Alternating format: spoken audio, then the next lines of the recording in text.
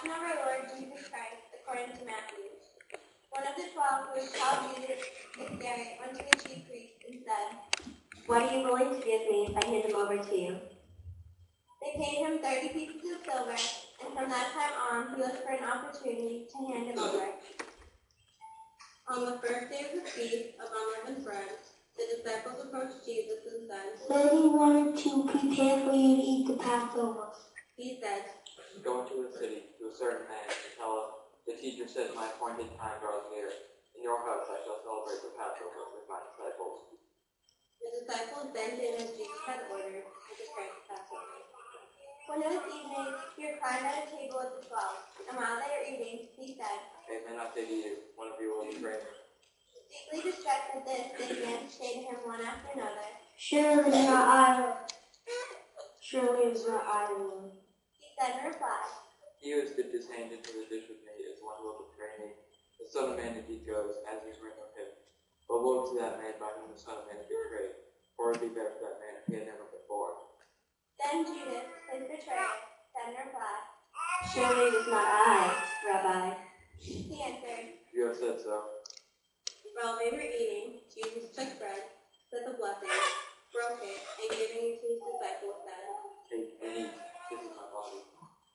Then he took a cup, gave thanks, and gave it to them, saying, Drink from it, all of you, for this is my blood of the covenant, which shall be shed on the behalf of many for forgiveness of sins. I tell you, from now on I shall not drink this fruit of the vine until the day when I drink it with you in the kingdom of my Father. Then, after singing a hymn, they went out to the Mount of Olives.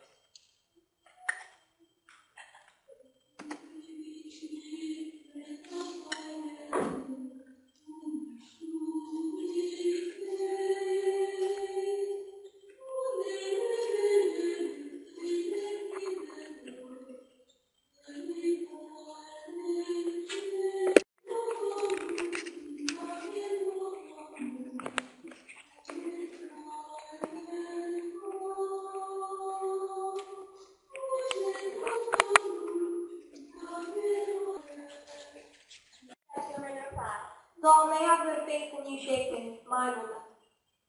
Jesus said to him, Amen, I say to you, this very night before the cock crows, you will deny me 3 times. Peter said to him, Even though I should have to die with you, I will not deny it. and all the disciples spoke likewise. Then Jesus came with them to a place called Gethsemane, and he said to his disciples, Sit here while I go over there and pray. He took along Peter and the 2 sons of Zebedee, and began to feel sorrow and distress. Then he said to them, My soul is sorrowful even to death. Remain here and keep watch over me.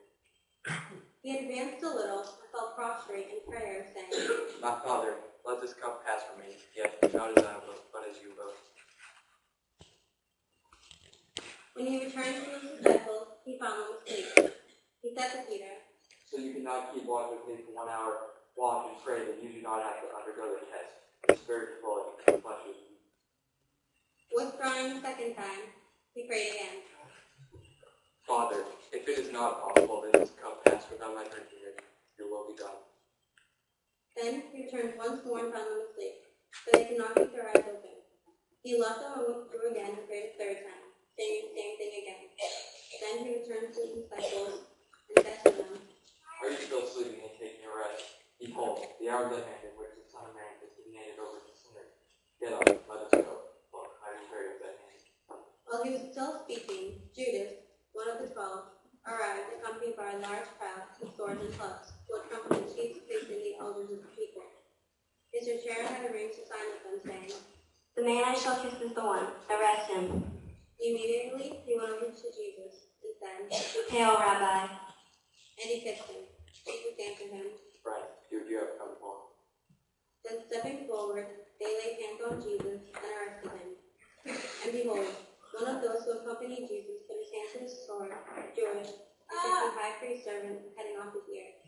Then Jesus said to him, Put your sword back into its sheath, for all those who take the sword will perish by the sword. Do you think that I cannot call upon my Father, and he will not provide me at this very moment more than 12 legions of angels? But then how will the scriptures be fulfilled, which say must come to pass this way?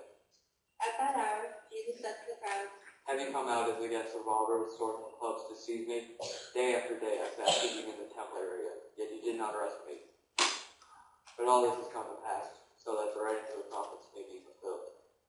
Then all the disciples left him and fled. Those who had arrested Jesus led him away to the high priest, where the scribes and the elders were assembled. Peter was following him at a distance as far as the high priest's courtyard, and going inside, he sat down with the servants to see the outcome. The chief priests and the entire Sanhedrin kept trying to obtain false testimony against Jesus in order to put him to death, but they found none. Though many false witnesses came forward, finally two came forward who stated, This man said, I can destroy the temple of God and rebuild it in 3 days. The high priest rose and addressed him, Have you no answer? What are these men testifying against you? but Jesus was silent. Then the high priest said to him, I order you to tell us, under oath, before the living God, are you the Christ, the Son of God? Jesus said to him in reply, You have said so, but I tell you, from now on you will see the Son of Man seated at the right hand of the power and coming on the clouds of heaven. Then the high priest tore his robe and said, He has blasphemed. What further need have we of witnesses? You have now heard the blasphemy. What is your opinion? They said in reply, He deserves to die! He deserves to die! Then they spat in his face and struck him, while some slapped him, saying, Prophesy first, Christ, for who is it that struck you? Now Peter was sitting outside in the courtyard. One of the maids came over to him and said, You too will be Jesus the Galilean. but he denied it in front of everyone, saying, I do not know what you are talking about. As he went onto the gate, another girl saw him and said to those who were there, This man was Jesus the Nazarene. again he denied it with an oath. I do not know the man. A little later, the bystanders came over and said to Peter, Surely you two are one of them. Even your speech gives you away. At that, he began to curse and to swear. I do not know the man. And immediately a cock crowed. Then Peter remembered the word that Jesus had spoken. Before the cock crows, you will deny me 3 times. He went out and began to weep bitterly. When it was morning, all the chief priests and the elders of the people took counsel against Jesus to put him to death. They bound him, led him away, and handed him over to Pilate, the governor. Then Judas, his betrayer, seeing that Jesus had been condemned, deeply regretted what he had done. He returned the 30 pieces of silver to the chief priests and elders, saying, I have sinned to betray innocent blood. They said, What is that to us? Look to it yourselves. flinging the money into the temple, the departed went off and hanged himself. The chief priests gathered up the money, but said, It is not lawful to deposit this in the temple treasury, for it is the price of blood. After consultation, they used to divide the potter's field as a burial place for foreigners. That is why the field, even today, is called the field of blood. Then most fulfilled what had been said through Jeremiah the prophet. And they took the 30 pieces of silver, the value of a man with a price on his head, a price set by some of the Israelites. They paid it out for the potter's field, just as the Lord had commanded. Now Jesus stood before the governor, and he questioned him. Are you the king of the Jews? Jesus said, And when he was accused by the chief priests and elders, he made no answer. Then Pilate said to him, Do you not hear how many things they are testifying against you?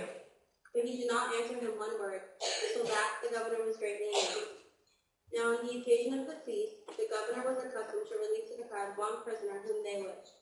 And at that time they had a notorious prisoner called Barabbas. So when they had assembled, Pilate said to them, Which one do you want me to release to you, Barabbas or Jesus called Christ? For he knew that it was out of envy that they had handed him over. While he was still seated on the bench, his wife sent him a message. Have nothing to do with that righteous man. I have suffered much rage today because of him. The chief priests and the elders persuaded the crowd to ask for Barabbas, or to destroy Jesus. The governor said to them in reply, Which of the two do you want me to release to you?